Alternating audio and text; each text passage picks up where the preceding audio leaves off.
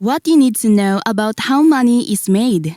As the global economy continues to decline, more and more people are asking questions about money. Where does it come from? What is its worth? And most importantly, what can we do to fix it? This is Capitalist Domain, and in this video, we'll explore the 3 ways that money is being created. We'll look at how central banks are creating money through quantitative easing, how commercial banks are creating money through loans, and how private companies are creating money through digital currencies. We'll also take a look at some of the consequences that could happen if this trend continues. We could see a rise in inflation, a collapse in the value of paper currencies, and even a financial crisis. So what does all of this mean for an average person?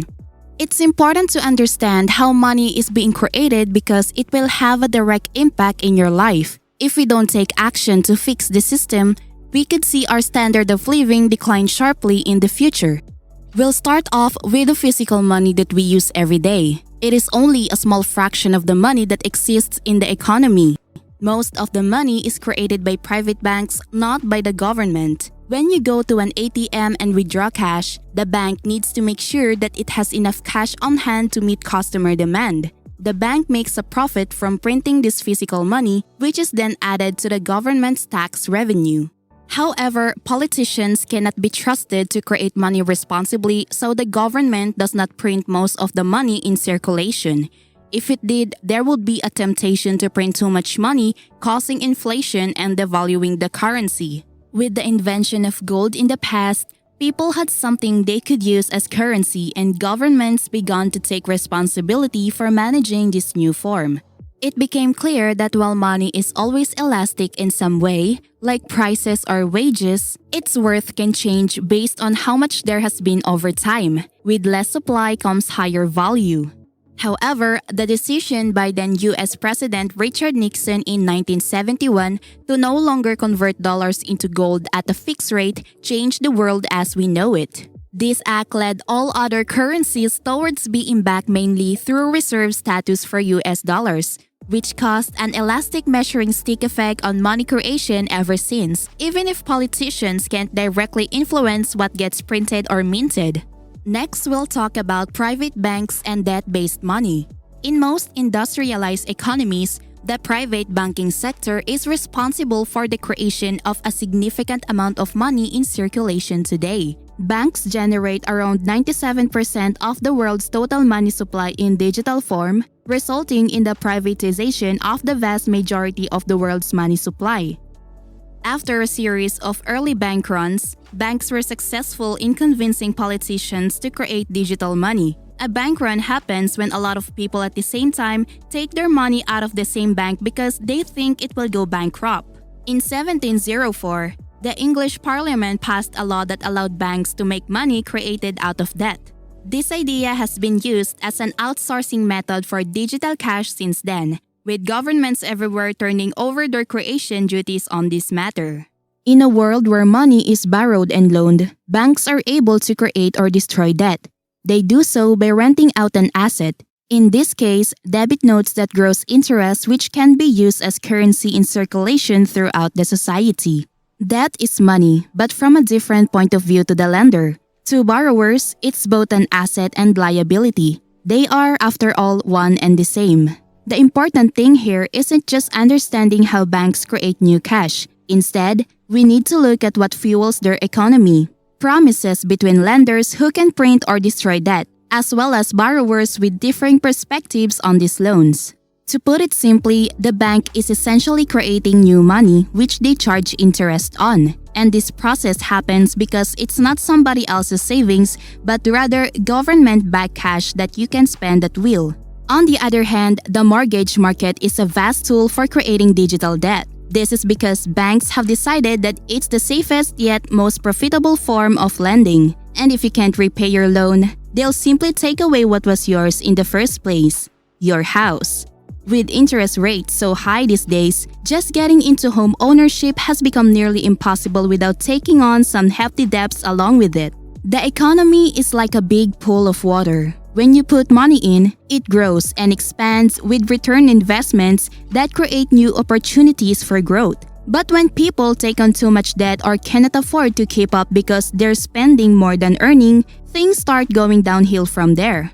The 2008 financial crisis was a bank run in slow motion. It was a mass withdrawal of deposits that went on for years as people woke up to the fraudulent system we had been operating under. The problem is that when you try to fix something by using the same thing that caused it, nothing changes. That's why bailing out the banks with more debt only leads to more instability and makes the next crisis inevitable. But this shouldn't come as any surprise given what has happened over centuries ago up until now. Throughout time periods where there were bank failures or commodity shortages, governments would step in to help out with loans just so that everyone had enough money going around. With private banks creating 97% of all money as debt, a systemic failure would be risking the collapse of the global monetary system. Since 2008, when markets stopped working because interest rates were at decade highs, it has made borrowing costs free of charge, causing market distortions that have only gotten worse with time. But now they're coming back down again, just in time for us. This is not necessarily good news though.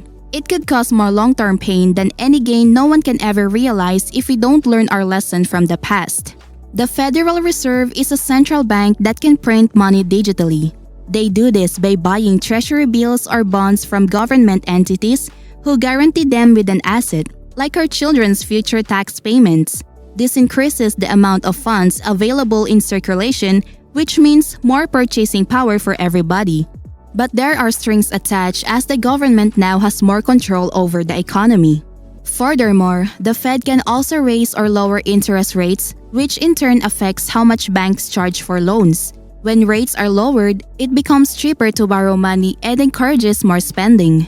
This is done in order to stimulate the economy during times of recession or low growth. But as we've seen, there are unintended consequences to this type of policymaking. When a government bails out the private banks by using their tax money to pay back loans with interests that were originally issued at higher rates, they are actually left holding an even larger debt than before. This is because most governments don't have enough revenue coming in from taxation and trade combined to cover both expenses as well as service, so this new obligation is placed upon them. What's even worse is that this debt keeps compounding over time with ever-increasing interest payments that must be made. This is how our government has become the biggest debtor in the world. We now owe more money to other countries than they owe us. So in summary, private banks create 97% of all money and they do so through loans. As a result, private banks' customers are lent cash which becomes debt when repayment is not assured. However, because this is within their legal right as controller over deposits, there can be some degree that these debts will never actually become due, but instead just increase in value with time.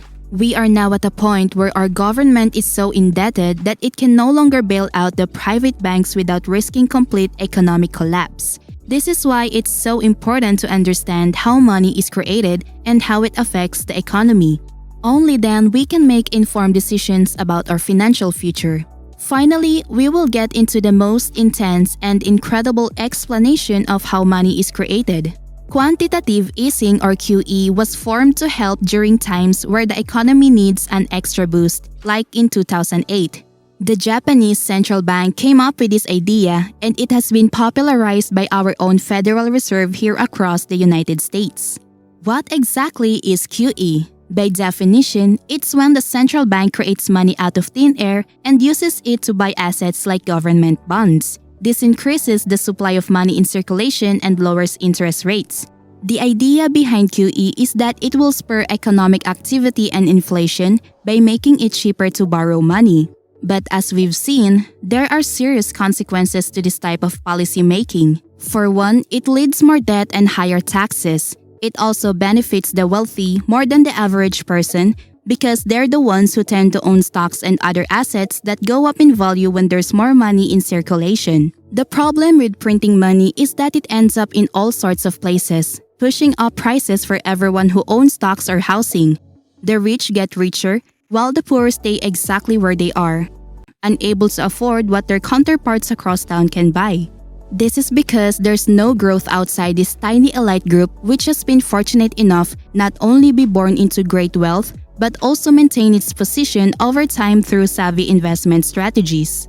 In summary, central banks are often seen as the saviors of a country's financial system, but they can cause more harm than good. When you have an economy that is struggling and needs help to get out from under its debt load, having unlimited funds available could actually put big pressure on future generations by driving up taxes or causing inflationary pressures within your economy. This makes it harder for people who own assets like houses because these things were bought with money that will eventually need returning. The only way our society can hope to mend itself is by focusing on wealth creation instead of excessive housing, financialization, and gambling. The people who've lost their jobs should be able to find new ones in an area that will make them productive again. This starts with making it easier for small businesses or entrepreneurs to get loans from banks rather than just governments because they know more about what's going inside these organizations than anyone else. If banks were to invest in these kinds of things, the world would be a much better place. They can help create jobs and innovate products that will lead us into an age where competition is fierce but also beneficial for all parties involved. The alternative to focusing on wealth creation and productivity is simply printing more money, but this does nothing in the long term. It's just a short-term relief that leaves us with an inflationary cycle once again, where prices are rising faster than wages can keep up. We must find ways of creating real progress instead of constantly chasing after short-term gains. It's difficult to see what is really happening in the monetary system. And while some people have tried pointing out its flaws as if they were problems that could be solved with simple solutions like a better design or more transparency, no one has come close enough. There are so many layers of complexity here. The inner workings can't even begin until you understand how all parts fit together at different levels. This is a complex subject and one that we will continue to explore in future videos. For now, we hope this has given you a better understanding of how money is created and why it matters. Feel free to leave any questions or comments below. Consider subscribing to our channel and hit the bell button to stay up to date on our latest videos.